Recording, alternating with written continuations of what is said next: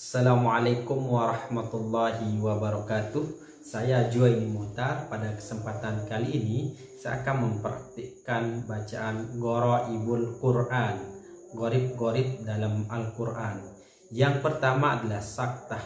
Saktah yaitu berhenti sejenak sekedar 2 harokat tanpa bernapas. Saktah dalam Al-Quran hanya terdapat dalam 4 tempat. Yang pertama adalah dalam Quran surah Al-Kahfi ayat pertama dan yang kedua. Cara membacanya itu adalah pada bacaan iwaja, pada kata terakhir dalam ayat pertama, kemudian diwasolkan, berhenti sejenak dalam kata iwaja, kemudian mengambil nafas, kemudian dilanjutkan dengan membaca ayat yang kedua. Cara membacanya adalah Bismillahirrahmanirrahim. Alhamdulillahilladzi anzala 'abdihil kitaba wa lam yaj'al lahu 'iwaja qayyiman liyunzira ba'san syadida. Ayat selanjutnya terdapat dalam Quran surah Yasin ayat 52. Bacaannya adalah Qalu ya wailana man ba'athana min marqadina hadza ma wa'ada ar-rahmanu wa sadaqal mursalun. Ayat yang selanjutnya itu terdapat dalam Quran surah Al-Qiyamah ayat 27. Bunyi ayatnya itu adalah wa qila man raqa. Selanjutnya terdapat dalam Quran surah Al-Mutaffifin ayat 14. Kalla bal rana ala qulubihim ma kanu yaksibun. Yang selanjutnya itu adalah imalah. Imalah adalah pembacaan fathah yang miring ke kasroh. Ro dibaca dengan re dan kemudian ro-nya dibaca dengan tarqiq, tipis. Imalah terdapat dalam Quran surah Hud ayat 41. Bunyi ayat tersebut itu adalah wa qalal kabu fiha bismillahi majriha wa mursaha. Selanjutnya itu adalah ismam.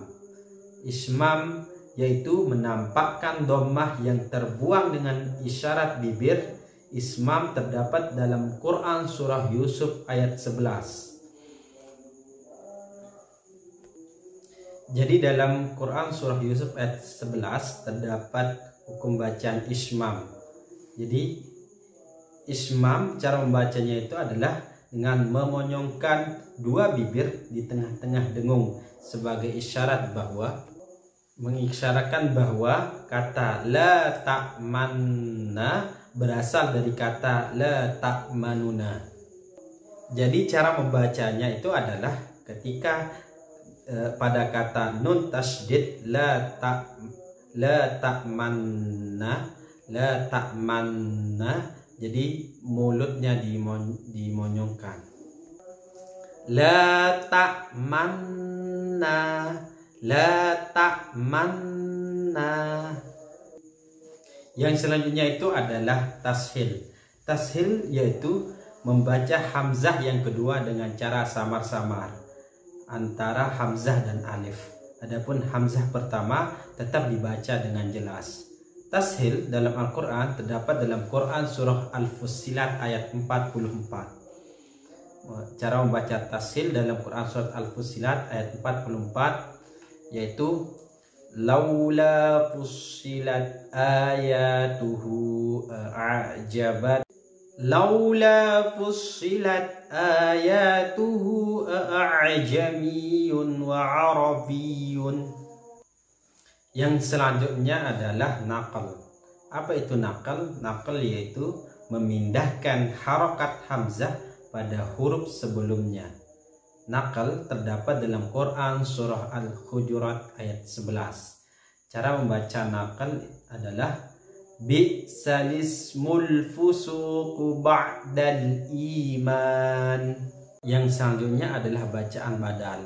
Mad badal terjadi saat bertemunya 2 hamzah.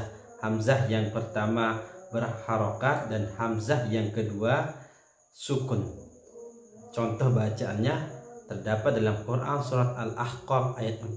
Cara pembacanya itu adalah hamzah yang kedua dirubah menjadi mad atau dirubah menjadi tanda panjang, sehingga bacaan dalam kata ituni atau bacaan dalam kalimat ituni dirubah menjadi ituni. Jadi ingat ya, bacaan ituni berubah menjadi bacaan ituni. Ituni bi kitabim min qabli hadza. Bacaan selanjutnya adalah mad dan qasar. Jadi dalam Al-Quran bacaan mad dan qasar ini merupakan bacaan khusus pada bacaan pendek menjadi panjang ataupun bacaan panjang menjadi pendek. Contohnya itu adalah dalam bacaan qasar sendiri memendekkan bacaan Al-Quran yang semula dipanjangkan. Itu ada dua macam. Soprun mustadir, yaitu tanda lingkaran yang tertulis pada lapan yang dikosorkan. Kemudian soprun mustatil, yaitu tanda opal seperti bentuk telur yang ditulis di atas lapan yang dikasorkan. Contoh bacaannya adalah dalam Quran surah Al-Mu'min ayat 46, terdapat dalam kata wa malaihi. Jadi dalam tulisannya ada tanda qasar di sana di atas huruf la. Jadi wa malaihi bacaannya itu adalah wa malaihi, dikosorkan atau dipendekkan menjadi satu harokat. Kemudian terdapat dalam Quran surah Ad-Dahr ayat 4 dalam kata salasila. Itu yang tertulis. Kemudian cara membacanya itu adalah salasila.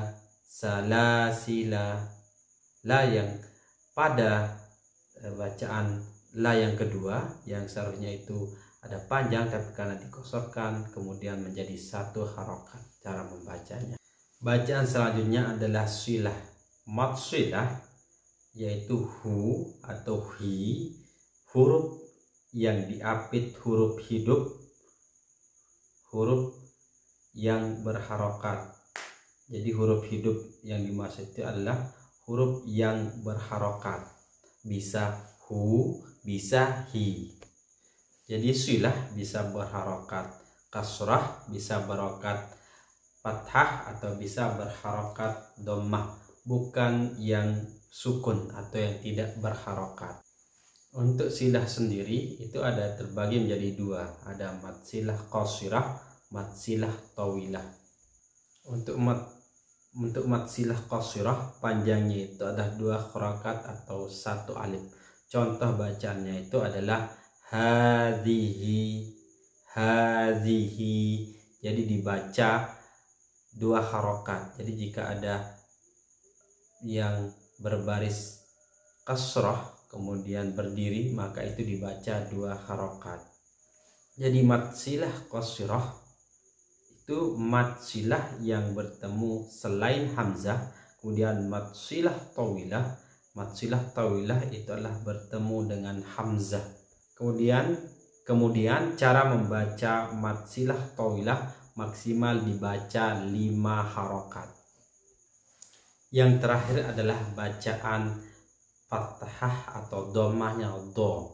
Jadi bacaan terakhir, materi terakhir itu adalah bacaan fathah atau dhammahnya do.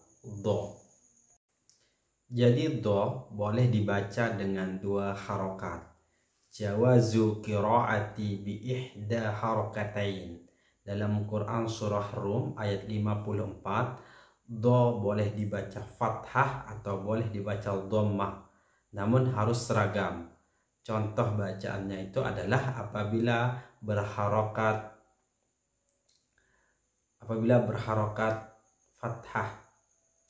Bismillahirrahmanirrahim. Allahul ladzi khalaqakum min dha'fin summa ja'ala min ba'di dha'fin quwwatan summa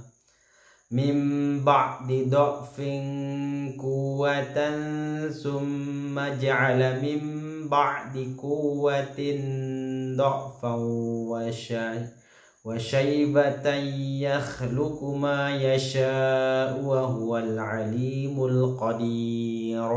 Kemudian do dibaca dengan dhammah, dengan baris dhammah.